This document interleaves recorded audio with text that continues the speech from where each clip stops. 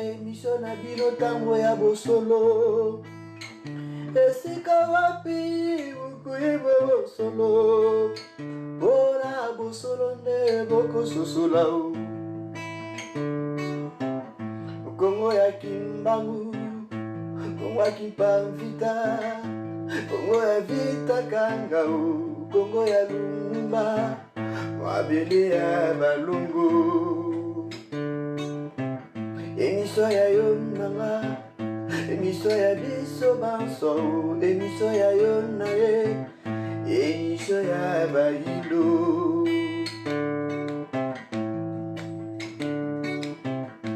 Tolelie, tolelie, tolelie, tolelie.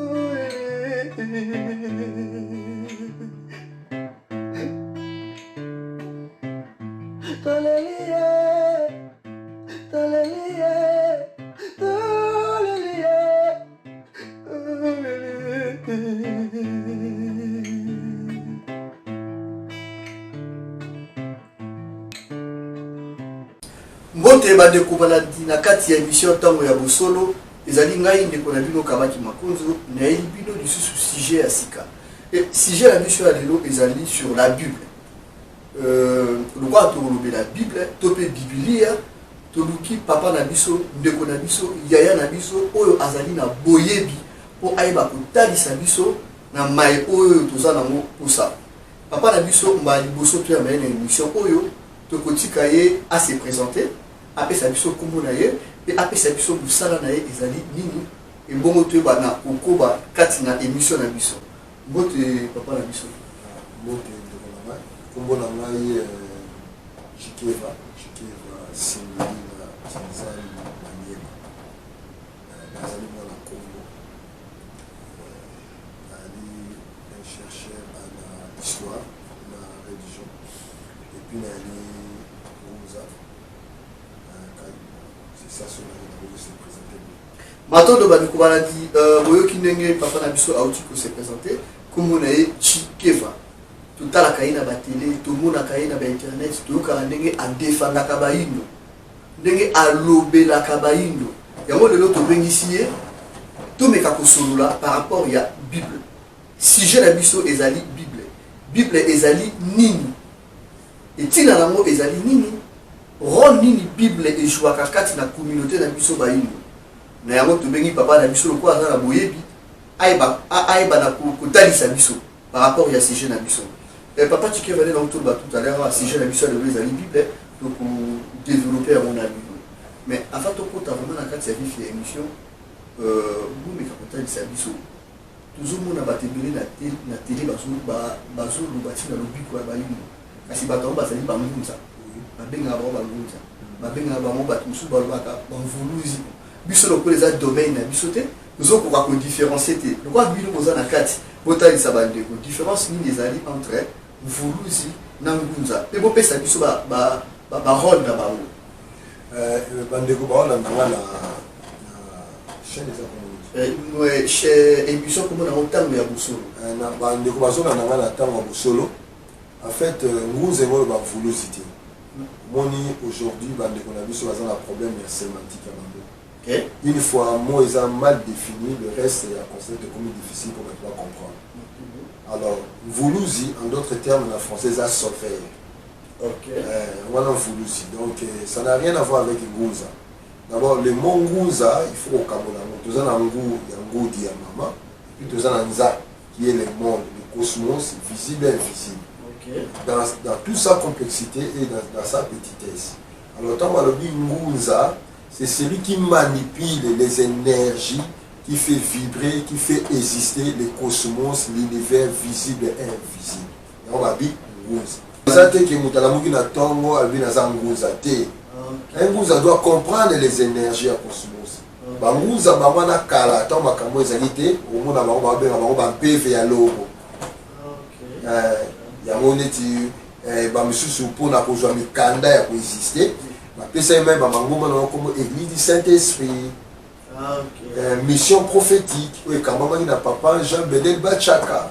Mais Moutati qui va église Saint-Esprit. Est-ce que l'église n'est Ngunza? Non, il y a un lobby. Pour na bazwa mikanda. Ba exister, ba sala bisala. Lokola christianisme et vandaki parce que sur hôtel na loi à Congo, il y avait catholiques, protestants et kimbangistes qui étaient des formes et des religions reconnues dans la constitution d'Abysso. Alors quelque part les kimbangistes c'est ça une forme il y a christianisme. Alors nous avons encore les catholiques. Alors tant qu'on va qu'est-ce qu'ils vont faire? Pour avoir un candidat à exercer. On dit qu'on peut ça dans la Congo. Mais c'est ça l'impévalo. À cette époque-là, moi à cette époque-là, j'étais déjà Ngunza. Maintenant, va à répondre par rapport à Ngunza. Et ça qui parenthèse de Fongola qui, quand je te continue à faire si je n'abuse à l'élo. Moutatike va bien à hauteur comme ça tout à l'heure. Si je n'abuse à l'élo, on a définir la Bible. D'abord, la Bible est allée comme aux récents. À partir, si je ne me trompe pas, à partir du XIIe siècle. Nous avons utilisé comme la Bible. Mais vous avez un codex. Codex Vaticanus, codex sinaïtique. Vous avez un monastère dans la montagne de Sinaï, dans la Russie. Il y a les codex d'Alexandrie, où vous avez un patriarche d'Alexandrie qui est dans la Grande-Bretagne. Dans la bibliothèque, il y a royal de la Grande-Bretagne. Et puis, il y a un autre codex qui est dans la Bibliothèque nationale de France. Et ils ont un codex. C'est après que nous avons fait comme Bible. Et dans la Bible, nous avons l'Ancien Testament et le Nouveau Testament. L'Ancien Testament parle pour un peuple qui s'appelle Israël. La divinité, Yahvé. Et puis, le Nouveau Testament. Ils ont parlé sur une divinité, ici, Mimoko et Grégor, qui n'existe pas le Yonanga, mais qui existe que na vote à battre, voter, créer, qu'on appelle Jésus le Christ. Jésus Christ. Ok. Mais, rôle de la Bible, la Bible est un livre, est un rôle, il y a socialisation, il y a éduquer. Il faut éduquer sur base, il y a coutume à peuple mongobo. Façon à appréhender ma Nzambe. Façon à comprendre ma Nzambe. Mais ce qu'on a éduqué bino, na support na bango ba béni bino. Bino déjà support pour transmettre culture ésotérique à ma peuple. C'est comme Coran. Les support moko ils pour transmettre la coutume ésotérique ya barabe.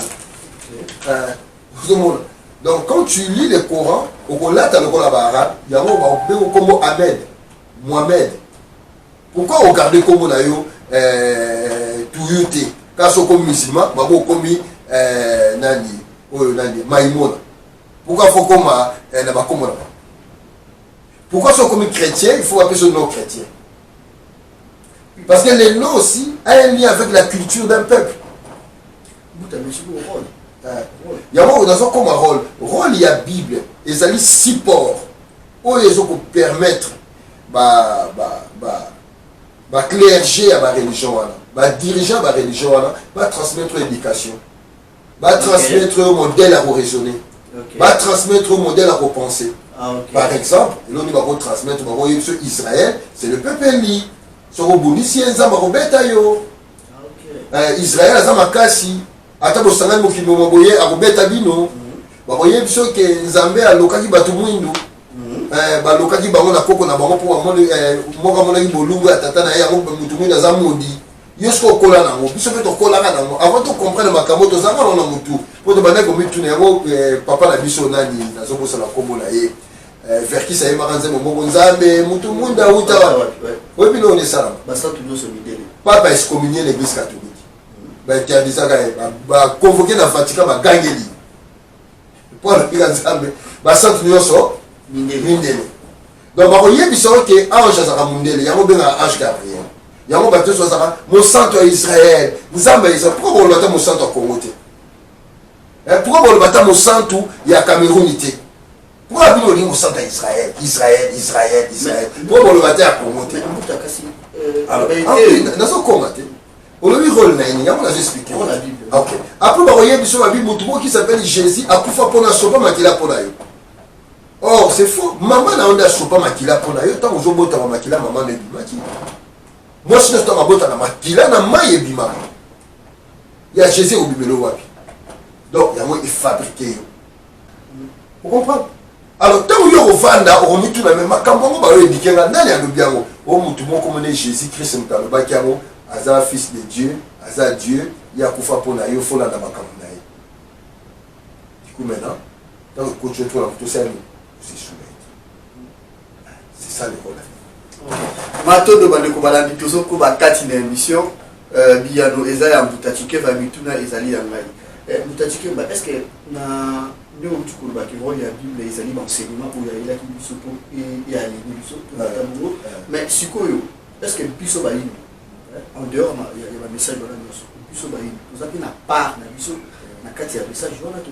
Non, tout ça na part les logo on te parle dans le camin dans une seule question. Il ça on était part dans le camin. Non, c'est-à-dire dans le sens et là on y a biso dans la Bible. Ouais. OK. Les histoires ba yini je connais ça.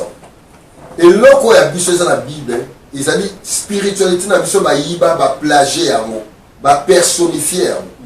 Par exemple, la Trinité dans la tradition Congo n'existe pas au sens personnifié n'enge ba lobaka.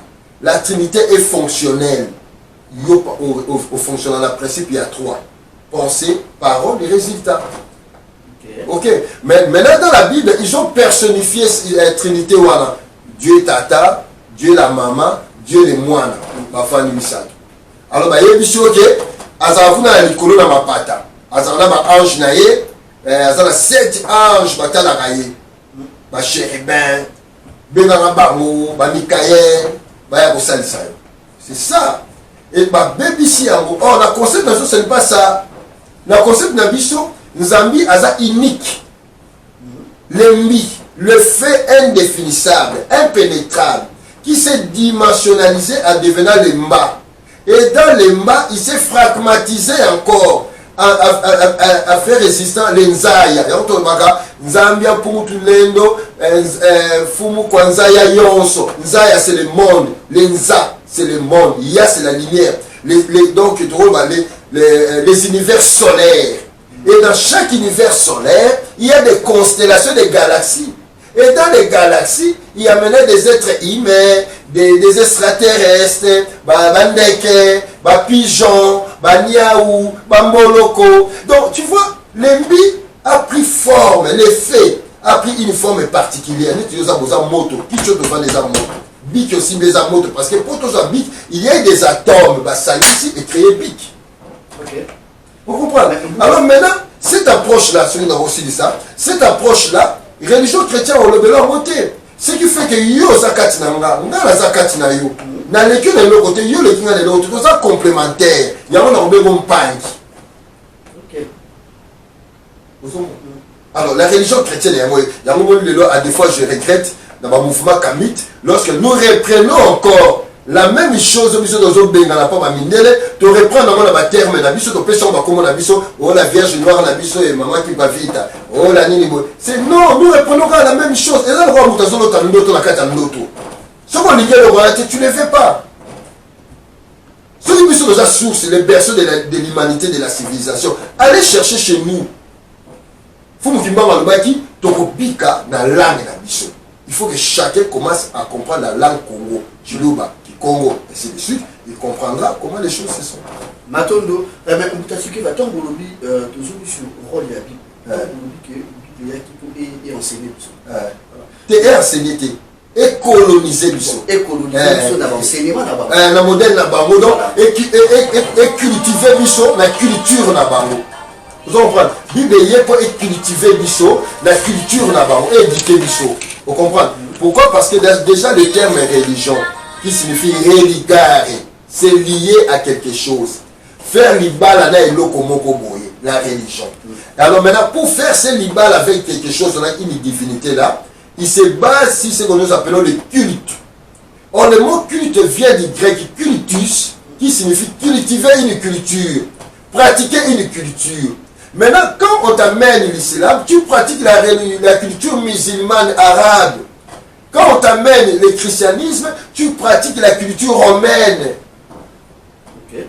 Alors, pose-toi la question, d'où est né la culture, le christianisme dans Rome? Comment Rome a fabriqué le christianisme? Il a puisé la doctrine à ma mère sur le wapi.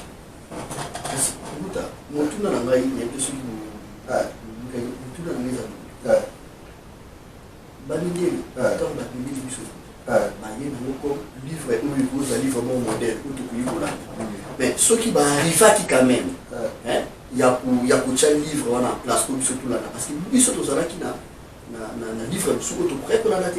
Ah ok, nous sommes tous là au mais kasi botali ça la bande de ceux qui sont tous là qui. Ogoye bisanga bato basala ba pyramide bazanga livre. D'abord papier ba komawa papyrus. Feuille wana ya papier, outil par l'écriture a été inventée chez nous. Hiéroglyphe. Déjà, si on a dit Osaïchango, ils ont daté à 50 000 ans avant Jésus-Christ. Avant même que l'Égypte unifiée. Dans le cas de Osaïchango, dans la Belgique, au monde avait écrit mathématiques, au monde avait hiéroglyphe.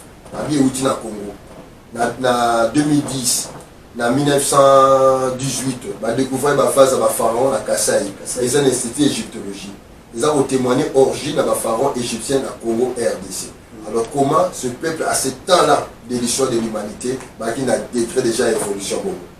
Georges Balandier, il y a d'autres historiens qui le disent dans le livre, lorsque Mindele qui parle de civilisé déjà un homme civilisé sur le temps de l'histoire, c'est l'homme moderne actuel.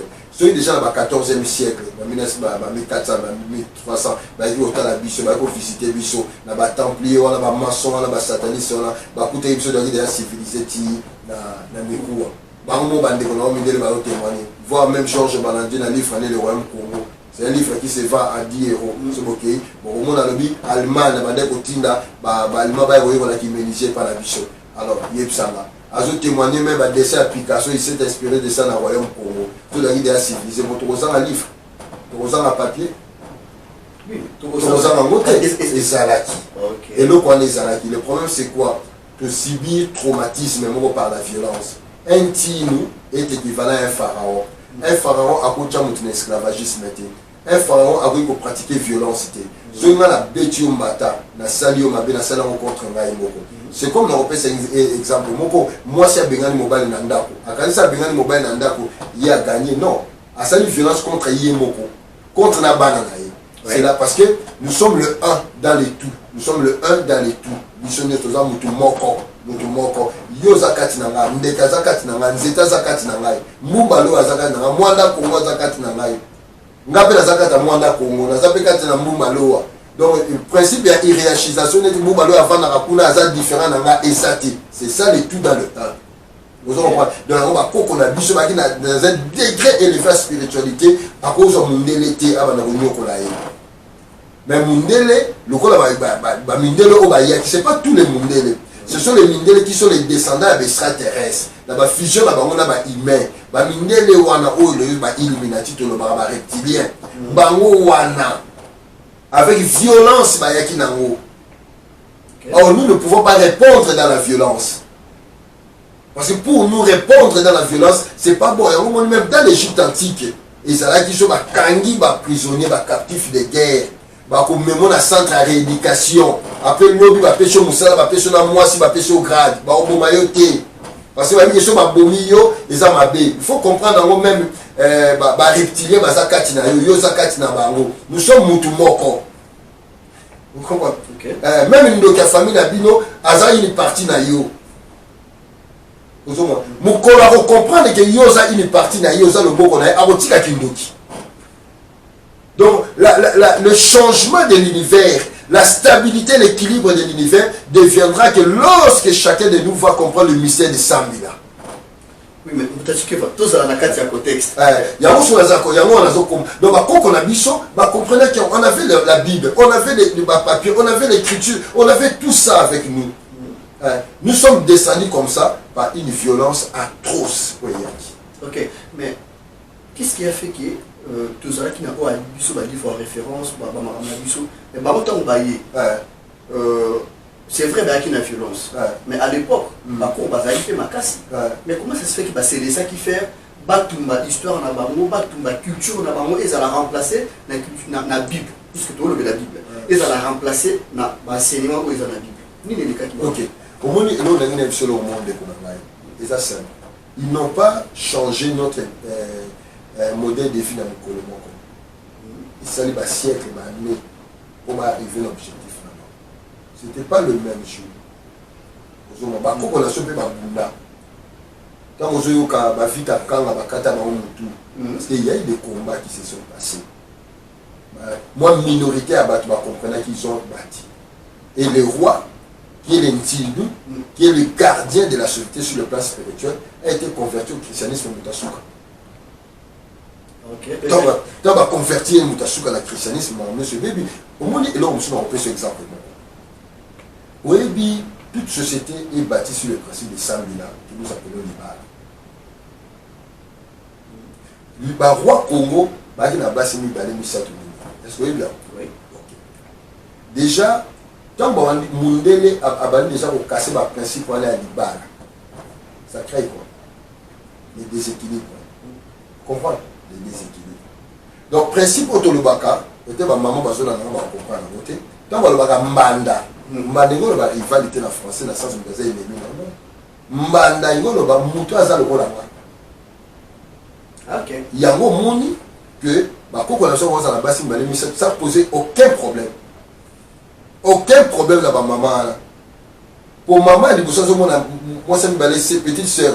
Pour la personne qui a dit que la harmonie pour la mobile n'a pas été libre. Enseignement où ils ont la carte de la Bible. Ils ont enseignement belé. On a pris ce exemple. Sauf qu'il y a la Bible, les Noirs connaissaient Obomate avant la Bible.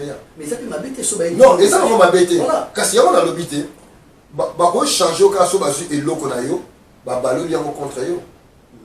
Déjà, ce qui est dans les 10 commandements, tu verras certaines choses et ça qui est dans la cour qu'on a pratiqué avant. Oui, c'est vrai. Alors, si on a dit qu'on peut te le dire, il y a des religions qui ont parlé de la principe qui au moins, dans la même chose. Mais c'est qu'ils ont m'habité. Non, ils ont m'habité pourquoi? Parce que ce n'est pas toute la Bible qui est bien. Il faut comprendre. La Bible a une partie qu'on appelle l'ésotérisme de la Bible. La Bible a l'autre partie qu'on appelle l'historicité de la Bible. Maintenant, la question que tu dois te poser, Zani, est-ce que la forme spirituelle ésotérique de la Bible est vraie? Deuxième question, il faut que tu te poses la question. L'historicité biblique est vraie? Est-ce que Abraham Azala? Est-ce que Jacob Azala? Est-ce que Moïse Azala? Est-ce que Sarah Azala? Est-ce que Agar Azala? N'est-ce pas Bible bétali solo? Or, ce que Tali, Abraham a Bible Azalate, Moïse a Bible Azalate, Jacob a Bible Azalate, Nani Olususo, oh, Nani Isaac Azalate, Josué, oh, conquête à Josué, tout le monde a David, na Salomon, Azalate, Bakozalakate, Bakotika la Kozalate. Moi, na bonga souka babenga Jésus, Azalate, Akotika la Pekozalate.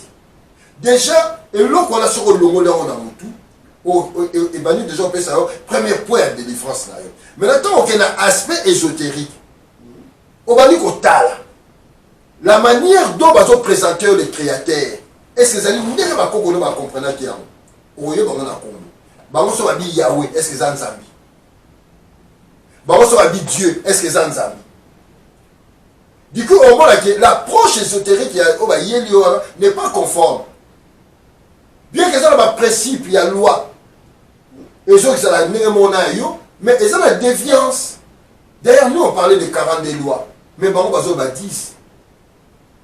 Quand on va dire, tu aimeras l'Éternel ton Dieu de tout ton cœur, de toute ton âme. C'est autre chose. C'est le Sambila. Il y a aimé qui est le Zola. On te dit, c'est un langage ésotérique. Les gens croient que c'est un langage personnifié. Non, c'est un langage ésotérique. Quand on dit, tu aimeras ton Dieu de tout ton cœur, de toute ton âme, et moi le bani. Aimer, c'est le Zola. Pour que le Dieu, abotama, pour ne pas extérioriser l'être, le fait divin dans l'âme, dans le corps physique, il faut le faire par les 100 000. Ouais, c'est ça, Maramaye Bichio. Donc pour la bino vous côté ça va que tous la Bible plus un aspect spirituel qu'un aspect physique. Non, pour la maille, na oyeb sabino boy. Surtout qu'il y a un aspect historique. Aucun patriarche de la Bible a tiré la rosa. Déjà, si on comprend, merci à Koulout, à Pierre Nilo, à l'Obango. Et si on comprend que le patriarche va s'arrêter, donc l'islam, le christianisme, le judaïsme, et quoi pour l'islam, les chrétiens, ils ont fondement Abraham. Si on a oyeb sabino lelo, Abraham a s'arrêté. Abraham, les années titre, il y a Pharaon Akhenaton, Abi, il y a père, il y a Abé en français, il y a Abba en araméen. Ra, c'est le soleil impénétrable. Âme dans, laissez le soleil dans le Père. Tu as dit Ibrahim, Ibé, Motema. Ra, c'est le soleil. Le Dieu soleil est dans le cœur. Et ça, ni comme Bara, et ça, ni comme Hébreu. Vous t'as va tout lundi, intervention à Bino, nous avons intervenir, mais est-ce que Bino, vous croyez qu'à la Bible? Vous croyez qu'à la Bible? Parce que Bisso, tu colli na kati ya christianisme. Ma papa na biso, ma maman na biso, nzela balakisi biso ya mwana. C'est vrai que biso le lobana, tu komi ko comprendre que ba kosala la part des choses. Que non, te oyo ezaki boute oyo ezaki boye. Mais ce qu'on peut na bino, na savoir to boye biko bozana, on otali ça va dire. Normalement, moi je ne crois plus à la Bible. Mais na bana croit moi tant nazaki aliné kan. D'abord bako kunanga avant que ya mindele ne connaissait pas la Bible. Et aujourd'hui, ce qui la Bible m'a été transmis par un grand traumatisme. Dans le discours, il y a Gilles Requin, au roi belge, il a dit pour civiliser les noirs, il a mis quoi. On comprend donc la Bible, c'est un livre civilisatrice, colonisateur, et au détruire. Aujourd'hui, je suis fier de ne plus croire à la Bible, de ne plus se servir de la Bible. Si on a parlé sur la Bible, on a côté dans le Kuta. Côté ésotérique. Par exemple, Marie a dit que Jésus est ressuscité. Je m'explique que la résurrection, c'est les alliés qu'on parler, qu'on reprendre l'état divin, que cela vient que par les forces féminines, les goûts. Il y a un moment que tout au long de la vie à Jésus, on parle de Marie à Bottier, Marie à Tambolenae, Marie à Sekolae. Donc pour la prêtrice est féminine. Tu peux devenir Dieu que par la force féminine. Il y a un moment même la statue à la Vierge, la Vierge symbolise les goudis. Ou l'enfant qui est le soleil. Vous comprenez? Donc je ne vais pas entrer là. Alors maintenant pour t'expliquer que moi je ne crois pas à la Bible. Non, crois non par rapport à quoi? L'histoire est à l'hôpital. L'ésotérisme nous déjà va plagiat ma biso.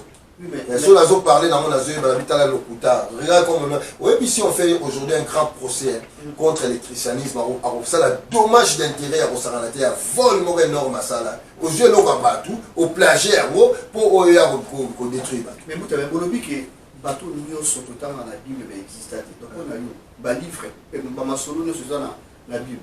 Bah récit tout, il y a Paul, il y a Luc, il y a Pierre, ils ont marre l'hôpital. Mais il y a un soulevé sur le musée ça va tout passer. Paul Azalate, ils ont Apollo les Tuyana. Deuxièmement, Luc Azalate a été. Mais vous avez dit que Azalate, mais pourquoi Bino Boza pour se référer dans l'histoire Wana pour Botali Sabiso Makamu, Bozotali Sabiso. Quel est le référent dans mon thé?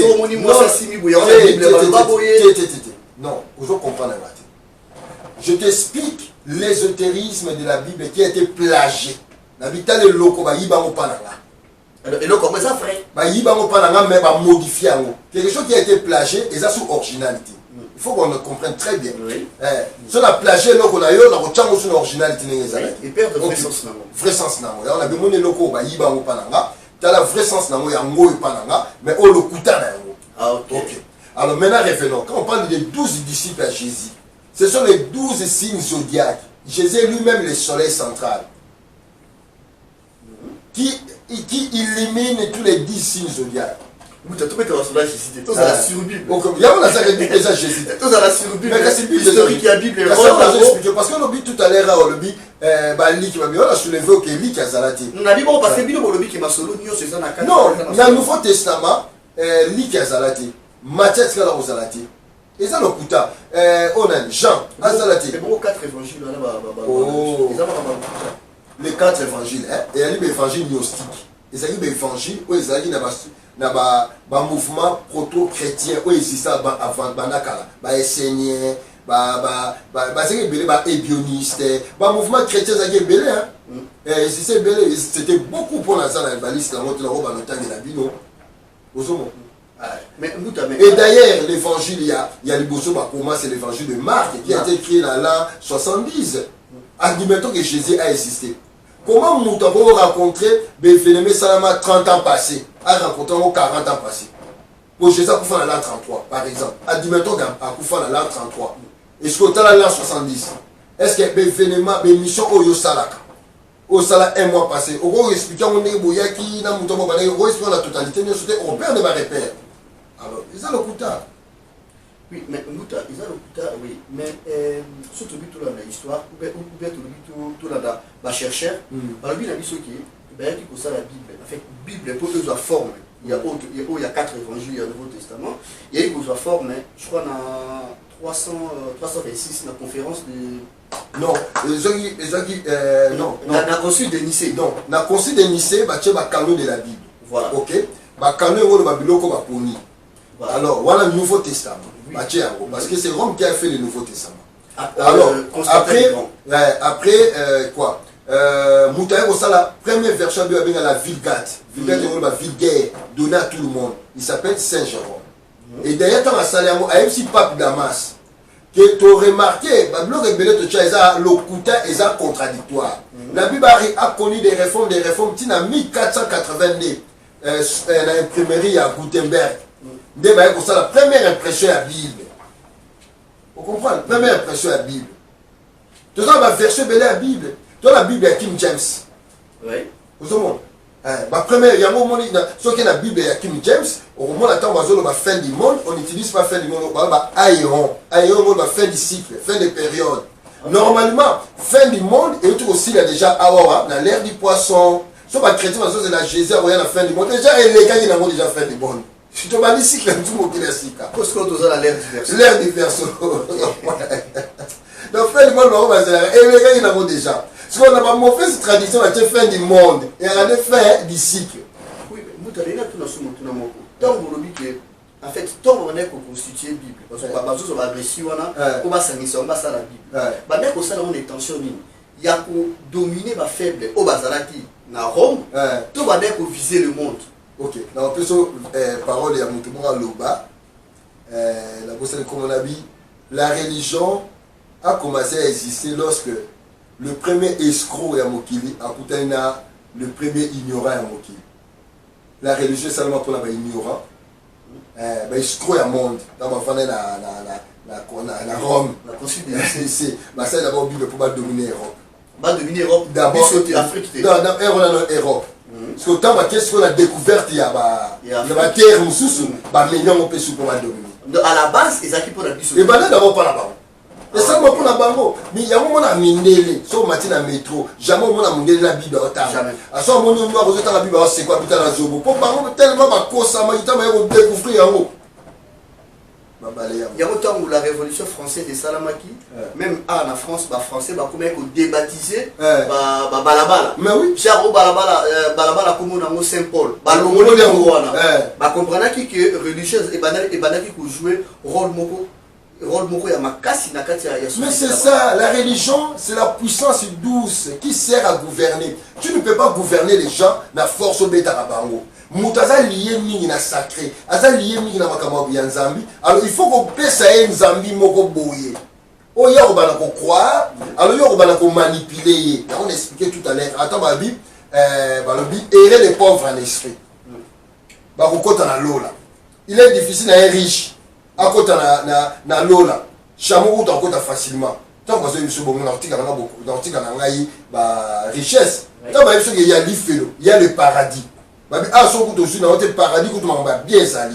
Oui, mais est-ce que nous sommes dans la spiritualité? Non, comment? La religion est présentée à Bichot, il y a un paradis, il y a un enfer.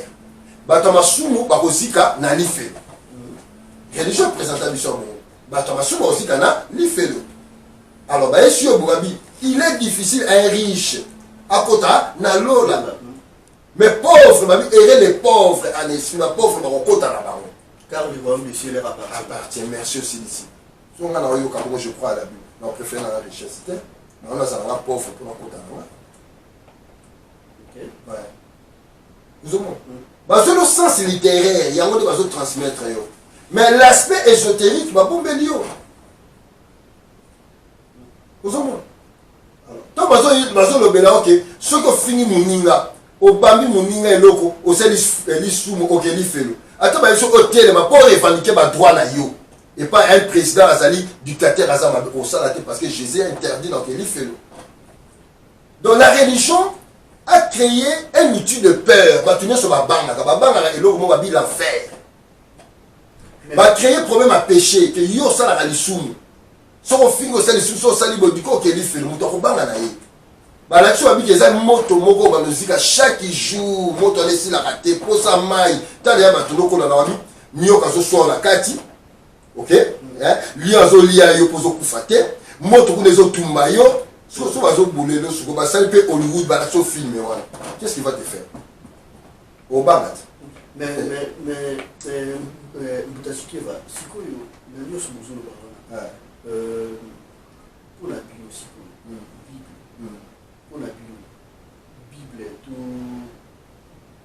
tout occupé pour vivre ça ou vivre la Bible c'est ça caca na kati ya Bible mais bon enseigner Bible pour autrement. T'es papa au vivre sans Bible. Bible est un journal ou comment histoire atteinte au Congo. Bible ça on même la franc-maçonnerie va prêter à la serment l'évangile Saint Jean au commencement de la parole. Bible ezaka même pas féticheur monsieur na mani. La Bible dans sens il y a livre et c'est sur la zone on va vivre sans Bible. Mais oui, ba kokolo ba yeba Bible ils ont va vivre bien. Makambo zaki na ngo bien. On a besoin de Bible pour vivre. OK. Quand ça sur la Bible il faut porter dans le monde qui rencontre. Akoleka na ekuta subeli yango.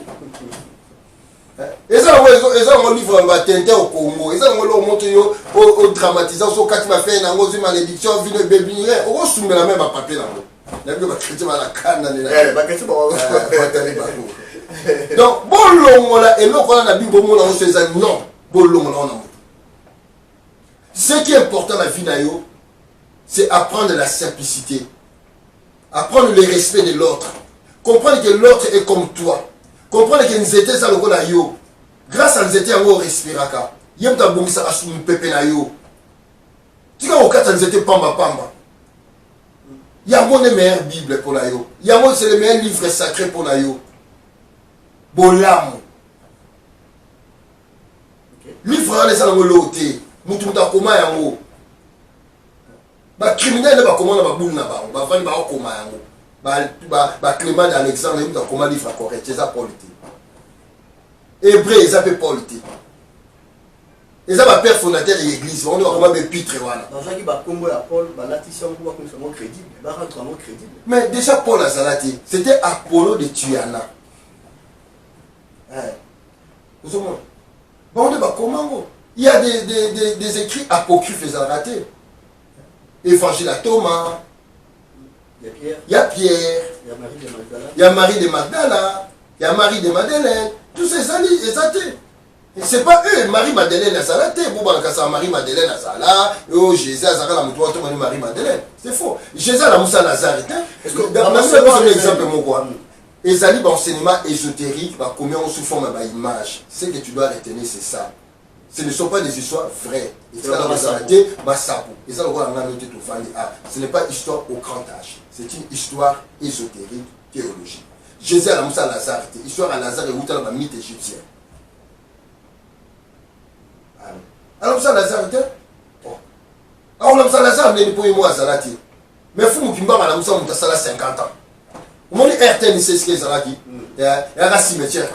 Mine bazi kimba bikimbangu so za motina ni nzambe yebisa se mutu bakundi awa balongoli na kwa kimbangu tata atalika abuke abete ba olisola joala nenga kufa ne bakunda ka ye ne mama na ya lelaka ba de ne ba lelaka po bimisi ye muta 50 ans mindele bakimi ba bikimbangu yo za motina ni nzambe to za nzambe yo moko yo kotala batu mwindu La preuve est allée.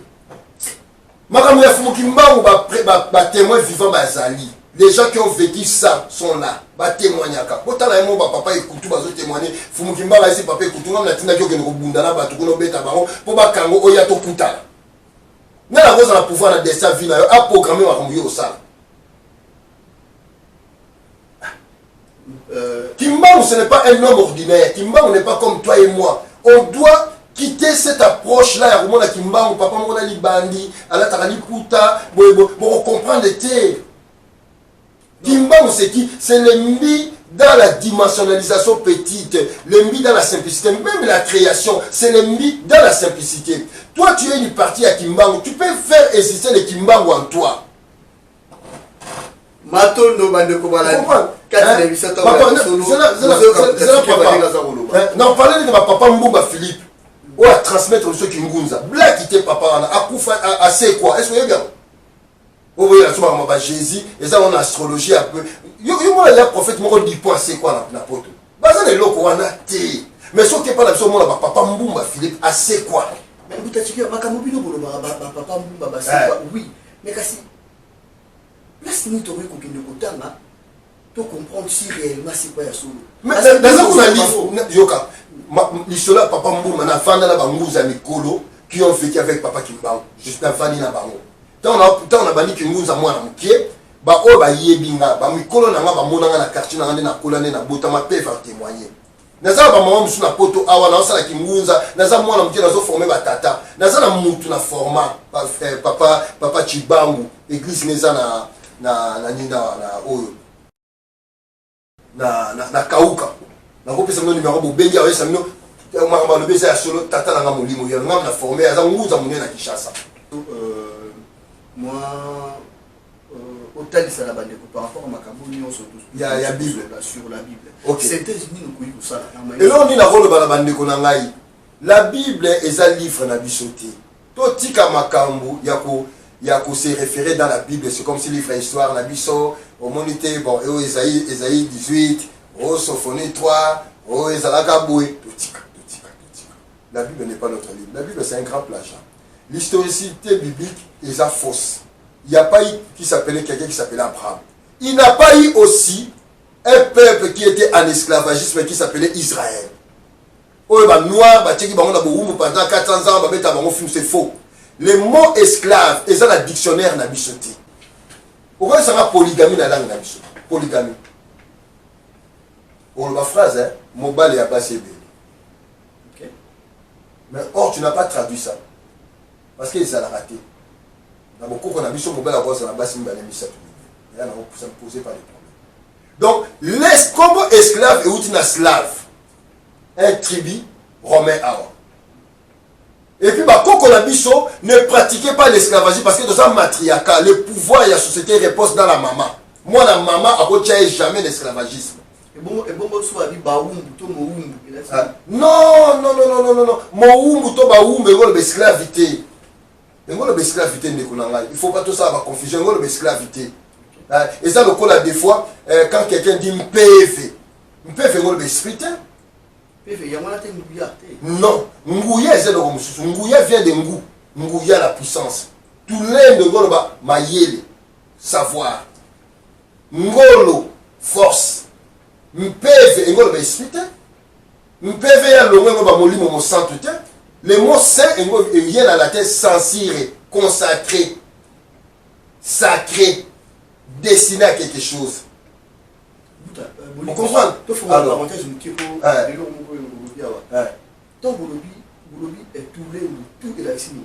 tout l'endo et nous pouvoir c'est autorité. Tout l'endo c'est la Kikongo. Tout l'endo c'est pouvoir c'est mayele, connaissance. C'est un peu cet exemple pour comprendre. Tant que Jean, à ceux qui l'ont réussi, à ceux qui ont il a donné le pouvoir de devenir enfant de Dieu. Pouvoir de autorité dans ma soldat pour comment? Non. La connaissance, comment tu peux faire exister les divers en toi. Ok. Vous comprenez? Non? Ok. Maintenant, Ngouya, il y a des puissances. Ngolo, il y a des forces. Tant que Nzambi, Mpungu, Tulendo. L'ennemi, c'est le fait, l'âme de l'univers. Cet âme de l'univers s'appelle Mpungu. L'impou, c'est le chapeau, la couronne. L'engou, l'engou dit la maman. Tout l'endo, celui qui a tous les pouvoirs. Maman est dit kaka. Maman a lié saka. Maman a protégé kaka. Jamais n'y a maman mobile qui a protégé. Les agas n'y a maman aussi.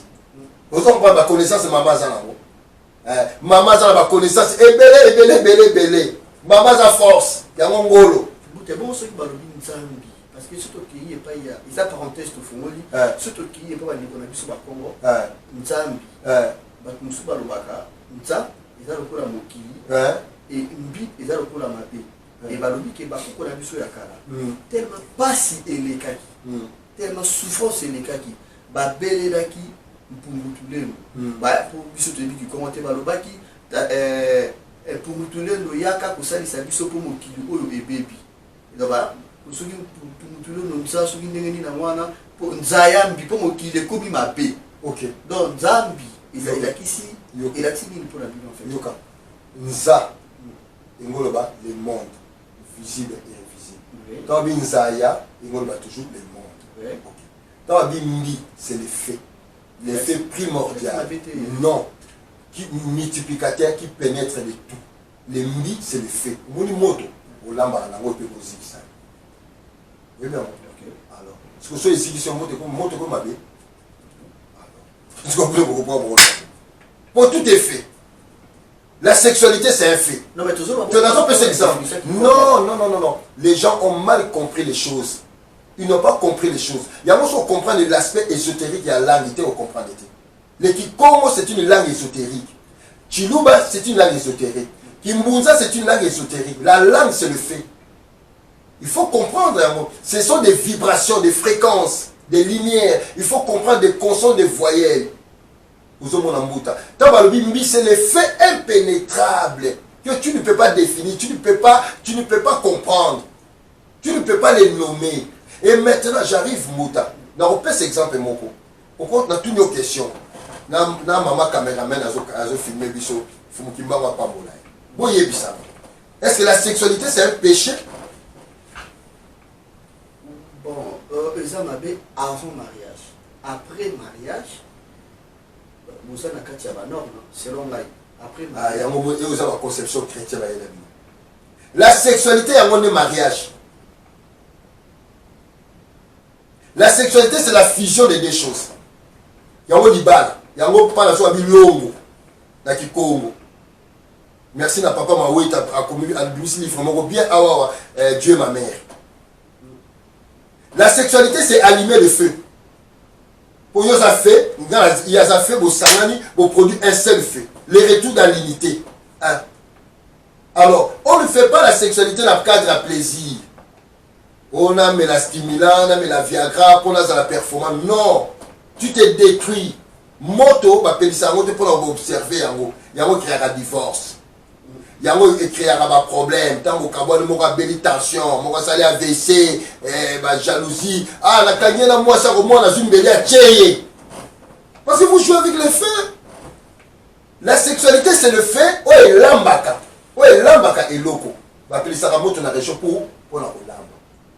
Et on fait le longo, l'ibala, qui est la sexualité, pour un objectif. Revenons maintenant à conclure. Vous pouvez s'en 2 minutes ou 3 minutes, maman caméraman, l'émissaire, même vous appréciez, il faut se rendre occupé. Je disais tout à l'heure, la Bible n'est pas un autre livre de référence. Il n'y a pas de peuple noir au Bazouaki Israël, Bachaki Barona Boumbo, et Amarabalukuta. Abraham, Isaac, Naban Nokona, Naban Dekona, Naban Kokona, Naban Lek, Naban Jésus, moi, Naban Basalati. L'ésotérisme que vous voyez dans la Bible, les animaux sur la Yiba, plagier yango, et ça sous conformité dans la norme. Alors pour retrouver ces normes, il faut venir dans les Kingunza. Le Kingunza, c'est une science, c'est une mystique, et sa spiritualité n'est pas une religion, le Kingunza. Okay. Le Kingunza n'est pas une spiritualité au sens de spiritualité, parce que le mot spiritualité vient de l'esprit. Mais le Kingunza est une tradition, une connaissance, une richesse qui nous a été léguée de génération en génération là-bas qu'on a biso. Cette science nous permet de maîtriser le cosmos dans toute sa complexité. Okay. C'est ça le Kingunza. Et quand on a bateau la mouille na tongo comme Kingunza parce que quand on a bateau nous étions lumba au pesi mutu pour la construire là après au Kingunza. Non. Tungunza ba bien kakaye. tungunza bainitiaka ye, tungunza asalelaka mpe solo, tungunza azala tata na mama na ye. Alors botika makambo ya Bible basalelaka bougie. On arrivera là un autre jour.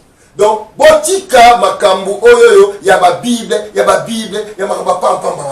La Bible c'est faux, c'est un livre qui a été fait uniquement et éduqué pour vos chrétiens, vos musulmans, vos Coran, et pour finir, tous le 12 octobre en Allemagne, journée à Fumukimbangu, concernant Kolokabaloka Ibiso à Berlin, j'invite tout le monde le 12 octobre à Berlin pour la remettre fin à ma camboine, à Lokabiso.